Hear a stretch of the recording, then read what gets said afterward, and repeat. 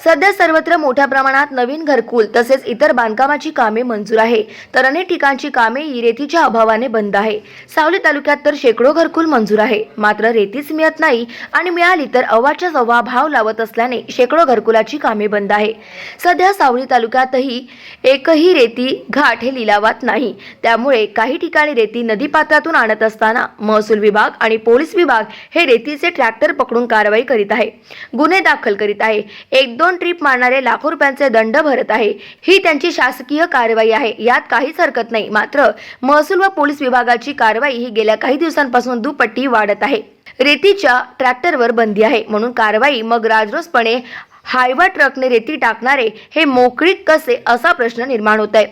आजही सावली तालुक्यात शहरासह अनेक ठिकाणी हायवाने रेती टाकल्या जाते, मग त्यांच्यावर कारवाई कोण करणार? त्यांच्यावर कारवाई करण्यासाठी हेच ट्रॅक्टरवर कारवाई करणारे अधिकारी आपले हात का बांधून घेत आहे? मोठ्या प्रमाणात हायवाने टीपी असल्याचे बतावणी करून रेती टाकली जाते, मग ज्यांच्याकडे रेती टाकली जाते त्यांच्याकडे ही टीपीची पावती आहे का? कुणाकडेही नसताना फक्त राजकीय दबावातून जर आपले काही जण धंदे सुरू ठेवत असेल आणि त्याला अधिकारी डोक्यावर हात ठेवत असेल तर हा प्रकार योग्य नाही। याचा संबंधित विभागाच्या अधिकाऱ्यांनी विचार करावा। जनतेच्या मागण्या आहेत की घरकुलसाठी रेती नाही, त्यामुळे त्यांना त्वरित उपाययोजना करून रेती बांधकामासाठी उपलब्ध करावी, अशी मागणी शेकडो घरकुलधारकांनी केली आहे। गाव माझा न्यूजसाठी प्रवीण झोडे, सावली, चंद्रपूर।